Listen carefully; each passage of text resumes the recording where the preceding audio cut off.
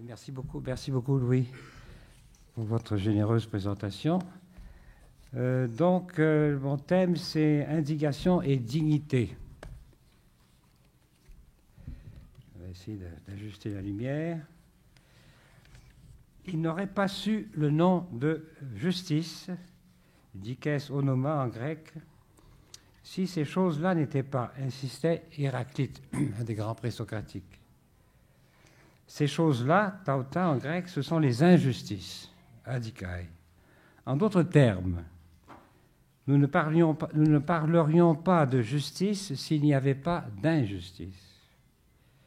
Les contraires, ici encore, s'illuminent réciproquement plus et mieux que toute autre réalité ne pourrait jamais le faire. Mais les concepts ne suffisent pas. Ce que fait entendre le cri d'Électre dans les coefforts d'Eschyle, je cite, « Du fond des injustices, je crie la justice ». Merci. Ok, merci. Du fond des injustices, je crie la justice, c'est bien plutôt un sentiment profond, celui de l'indignation. C'est de ce sentiment, je souligne sentiment, que j'aimerais m'entretenir quelques minutes avec vous aujourd'hui. Chez nous, au Québec et au Canada, comme ailleurs dans le monde, les motifs d'indignation semblent aller se multipliant sur le plan social, économique et politique notamment, nous mettant au défi de mieux comprendre cette indignation afin de mieux la vivre. Je tenterai d'en esquisser la nature et la portée à partir d'exemples et en dialogue avec certains parmi celles et ceux qui en ont témoigné de tout temps, y inclus le nôtre, ou qui ont cherché à l'approfondir. Mon exposé se découpera en 4 étapes. 1. De quoi s'agit-il ? 2. Le principe moral par excellence. 3. 2 conflits exemplaires. 4. Conclusion. Donc d'abord, de quoi s'agit-il au juste ? Comment, dans un premier temps, définir l'indignation ?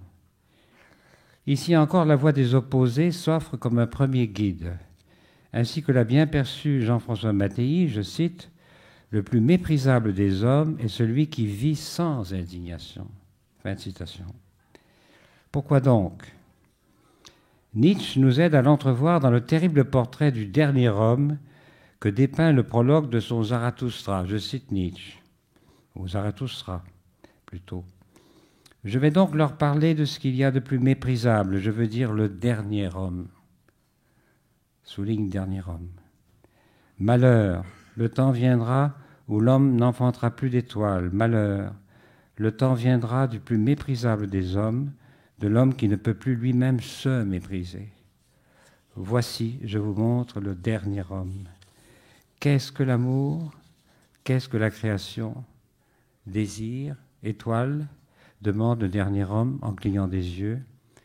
Puis la terre est devenue petite et dessus sautille le dernier homme qui rapetisse tout, Sa race est indestructible comme celle du puceron. Le dernier homme est celui qui vit le plus longtemps. On a son petit plaisir pour le jour et son petit plaisir pour la nuit, mais on respecte la santé. Nous avons inventé le bonheur, disent les derniers hommes, en clignant les yeux. Fin de citation. Le dernier homme est méprisable parce qu'il rapetisse tout, à l'instar du pusillanime. Rien de ce qui est grand ne l'intéresse. Il ne peut même pas se mépriser, car cela suppose un critère ou l'autre, alors que tout est relatif à ses yeux. Rien n'excelle.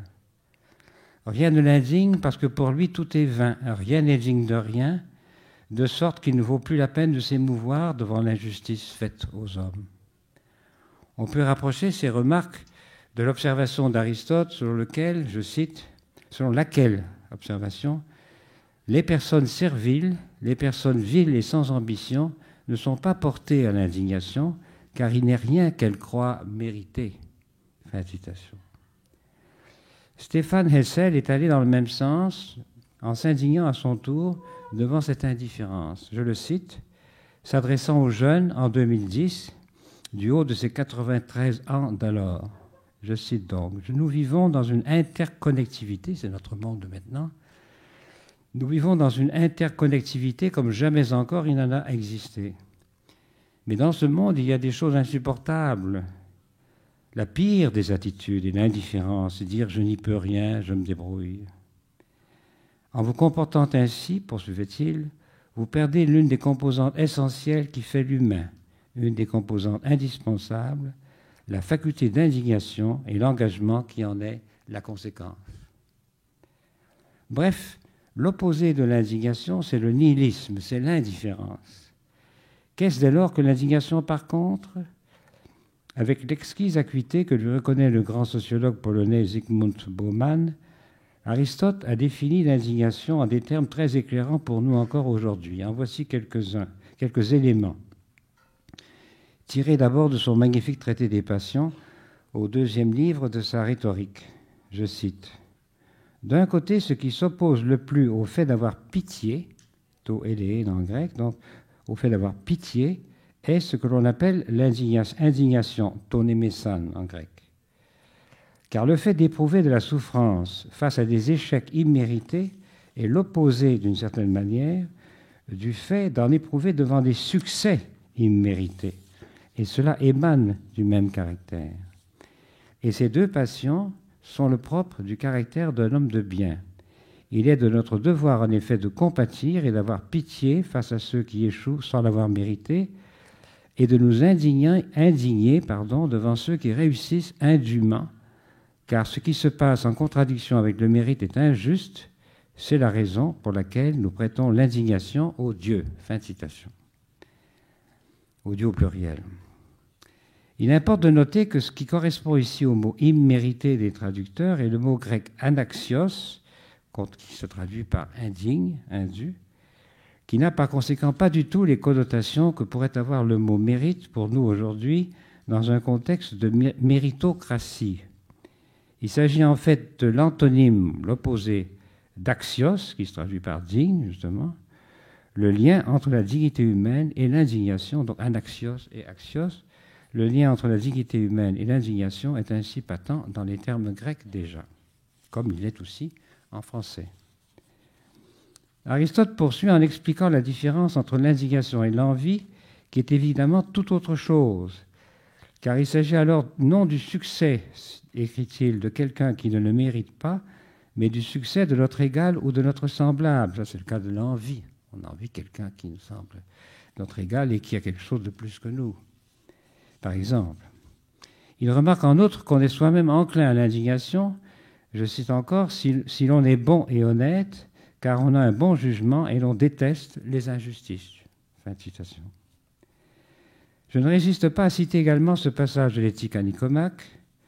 La juste indignation est un juste milieu entre l'envie et la joie maligne, toutes dispositions qui ont pour domaine la peine et le plaisir résultant de ce qui advient au prochain. L'indigné, tout d'abord, s'attriste de ceux qui ont une bonne fortune imméritée. L'envieux, allant plus loin, s'attriste de tous les succès. Le malveillant, bien loin de s'affliger des revers d'autrui, va jusqu'à s'en réjouir. Et cet autre passage de l'Éthique à Eudème, cette fois, à propos de, je cite, « l'homme qui exagère en ne s'affligeant même pas devant ceux qui sont indignes de prospérer, mais qui cèdent à la facilité, comme les gloutons devant la nourriture. » Voilà bien le dernier homme avant la lettre, pour ainsi dire.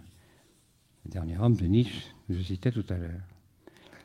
Bref, pour le dire en peu de mots, et en faisant appel à l'exemple actuel, la pitié et l'indignation sembleraient avoir en commun le caractère indu de la peine qu'ils nous causent, mais dans un cas, c'est l'échec qui est indu, dans l'autre, c'est le succès.